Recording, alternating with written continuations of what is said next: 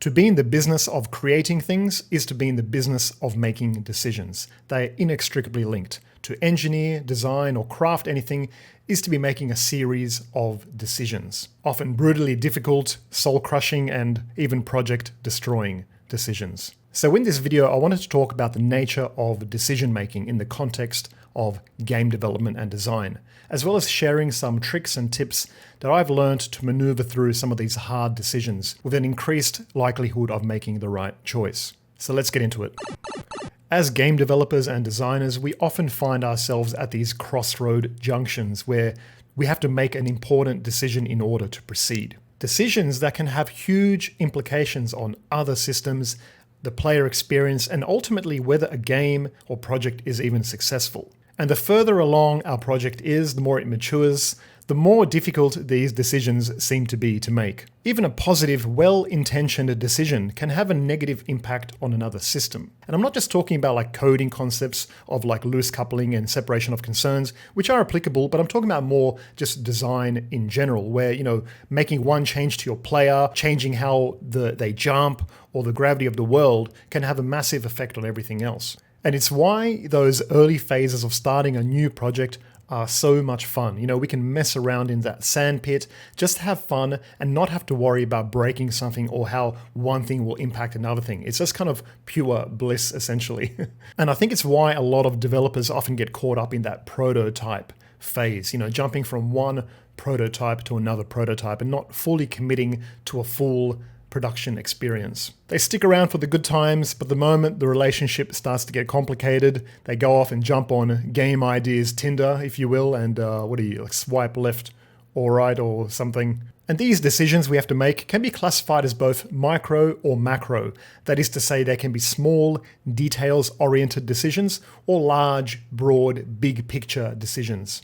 An example of a micro decision might be the value of an in-game item, let's say like a golden helmet or something like that. What is the value you put on it within the in-game economy? And a macro decision might be about deciding, how many levels does your game have?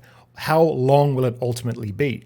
And while there's no doubt that these big picture decisions are hugely important and sort of like guide our project from one milestone to the next, those micro decisions, like how much to value that golden helm, are equally as important and often harder to grapple with, because we know the devil is in the detail, and one badly priced item can completely disrupt a game's economy or even lead to design-breaking situations. Of recent, I've had plenty of these design-related decisions to make, and I could really feel their weight, the burden of the decision. And often I would have an epiphany, an aha moment, and think, oh yes, I've worked it out. I know what I need to do. The light is kind of guiding me in this direction. And it only took, take a step in that direction and suddenly realize, wait a second, I completely missed something, and that is not the right direction at all. I need to go this way. That's the nature of these decisions. Often one would be very alluring and seem to be the right choice, but there's something very critical about that decision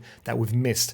So we have to be very careful and mindful about these decisions and make sure that we fully understand their nature before committing to one particular path. And we often find ourselves with multiple choices which all seem rife with problems. And that's where the gears can really grind to a halt and that choice paralysis kicks in. And I've heard it once said that it's better to make a bad choice than to make no choice.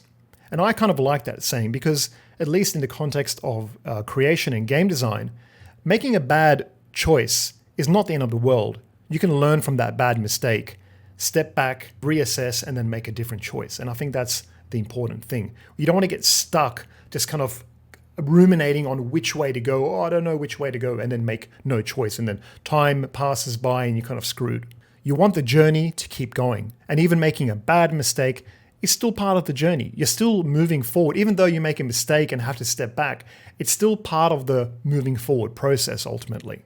And these creative dilemmas can really keep us up at night. In my own journey, I've been kept up, so many nights just kind of dwelling on these choices and decisions I've had to make. And it's not uncommon for me to be waking up in the middle of the night with a sudden, breakthrough idea and just scramble for my pen and notepad, trying to jot it down before I forget it. And you might be able to relate to these things. And speaking to several game dev friends of mine, we all seem to be suffering from this. You just never know when these magic moments are going to come to you, shining the light on a problem that's been haunting you for some time. Embrace those moments. Don't take them for granted. They can be very profound, so treat them like a gift. Sometimes it can feel like they come from an external place, like from beyond the ether or something like that. It's a bit of a fun, romantic way to think about it. Another more rational explanation might be that when our conscious mind is done trying to solve a problem, it offloads it to the subconscious mind, which continues to work on it, sort of like a separate thread or a coroutine, if you will. Then suddenly, poof, the function resolves and returns a packet, a nugget of clarity. So be aware of these moments, become in tune with them and recognize their signature. These so-called magic moments I'm describing have been discussed extensively by many prominent creatives over the decades, centuries, and even millennia, from Greek philosophers like Plato all the way to game designers like Jesse Schell, who wrote about these moments extensively in his book of lenses on game design. But we can't always wait around for these enigmatic gifts to jump out at us from the ether, right? So we have to take a more proactive approach and try to cultivate these solutions ourselves. And I have some tips and tricks that I use personally to do that. Firstly, let me tell you about some of the dilemmas I've been dealing with recently. In my own game, I've got this combat gauge. When it's filled up, it can be used to perform like special, powerful combat attacks. I was really stumped on how this combat gauge should be filled. Should it auto-fill over time, or should the player have to, hit enemies to fill that up? Such a decision might seem very trivial and easy to make, and bystanders listening to this might be inclined to pick one or the other because of preference. But you see, from my perspective, because my head is in the project, I can see the landscape a bit more clearly and understand how one thing might affect another thing. So it's a lot more of a difficult decision than it might seem. If you autofill the gauge, then the player can, wait around in between fights for that gauge to fill up automatically and then just decimate every enemy.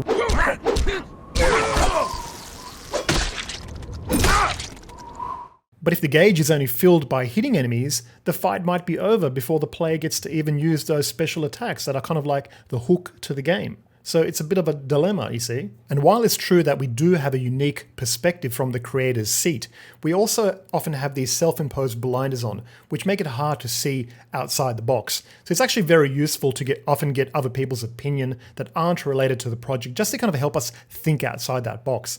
And you guys have been very useful to me in the comments in past devlogs and things like that, and helping me find solutions. When I hit these major decision points, often they are bundled with a lot of problems, and you can feel that sense of dread coming over you. A bit of a panic sets in. And it's at this point I do a few strategic things. So number one, I like to get away from the computer, minimize the distractions and put myself in a position where I can have a one-on-one duel with the problem at hand. The pen being mightier than the sword in this case. And I often get a notepad out with a pen and kind of formulate my ideas on paper. I'll write down the nature of the problem in what we often call in engineering and other disciplines a problem statement. Writing out the specifics of the problem. I have a problem with this because of this and because of this. And the simple act of viewing the problem like this and reading it back can be extremely useful at stimulating the brain into finding a solution. Our brains can often be like a messy desk, especially under times of stress and duress. And we can take some pressure off by supplementing our mental faculties with some visual cues. I'll often try to draw out the problem, like literally draw the nature of the problem with the visuals. Sort of like an abstraction sometimes it has to be, because, how do you draw certain things? In the case of my combat bar, I will draw out the UI, just like a basic example, maybe draw the player and just kind of look at it, and often ideas will come to me in this way. And I like to be pretty rough here. It's not at all about accuracy. It's simply about creating a visual cue that the brain can leverage. Another thing I like to do is to create a pros and cons list. I start to list all the benefits of a particular choice in the left column, and in the right column, all the problems with that choice. And it's not necessarily important which column has the most items. That shouldn't necessarily influence your decision, because there is an importance value associated with each item, where one item might be more important to the game's integrity than a dozen items in the other column. I've found that this process almost always leads me towards new discoveries and considerations that I had not thought about yet. And for extra gains during this process, you can throw on some focus music or binaural beats, which have been shown in various studies to kind of benefit focus. Listening to a binaural acoustic rhythm at a 40 hertz frequency specifically has been shown to help with focus. And I kind of use that every now and then. I also like to go for a walk or go for a run or just do something physical that stimulates blood flow, which seems to help with cognition. Doing so in nature seems to really enhance this experience for me, and I'm very fortunate enough that I live by the ocean and I get to see the ocean, every other day when I feel like heading out. Every time I see the ocean, I always look at it and marvel at it. And I find so much inspiration in its tumultuous nature. It's easy to get used to things. As humans, we always seem to get used to what we have, but I always take a moment to look at it and just really be grateful for it, be grateful that I have this opportunity to be so close to it. And I attribute a lot of this to GameDev as a craft. Before I found my feet as a game dev, I was sort of lost, I'll be honest with you. I didn't really have any clear direction as to what I wanted to do in life. I was very undisciplined, but the craft of game dev and coding and all this, it was my mentor in a sense. It set me free.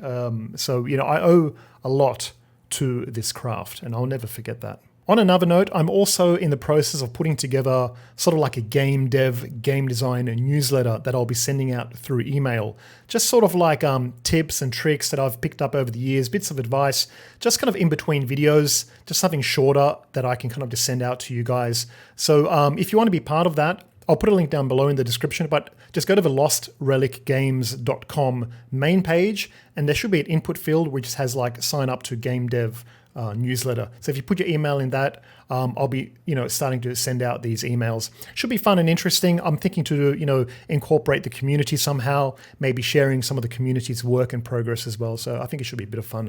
So eventually we will get to a point with our dilemma, our situation that we're trying to resolve, where it's time to act. And I think this is a very critical part that often gets overlooked. The mind is only going to take us so far. There comes a time where the only way forward is to physically act. And we might find that even through thoughtful consideration and all the things I described, we still make the wrong decision.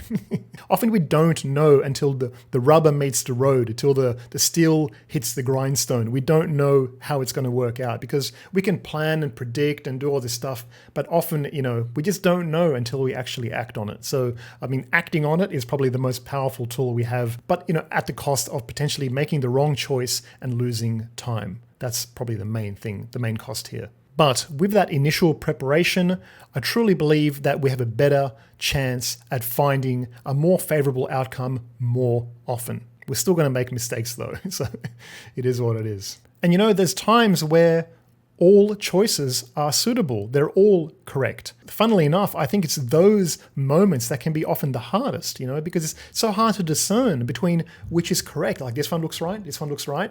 Which one is it? Eeny, meeny, miny, mo. So don't get caught up in that trench trying to decide between vanilla or chocolate ice cream. Both flavors are delicious. So grab your ice cream and get the hell out of there. So I'd love to hear from you guys in the comments below. Tell me about some of your experiences or encounters with these, magic moments, or some of the techniques that you maybe use to maneuver past difficult decisions. I think it'll be useful for the rest of the community, and also I'd personally like to see what everyone else is up to. So yeah, drop a comment below, and thanks for watching, guys. Thanks to my Patreon supporters who are supporting these videos. I really appreciate you guys. I'll see you all in the next video. Bye.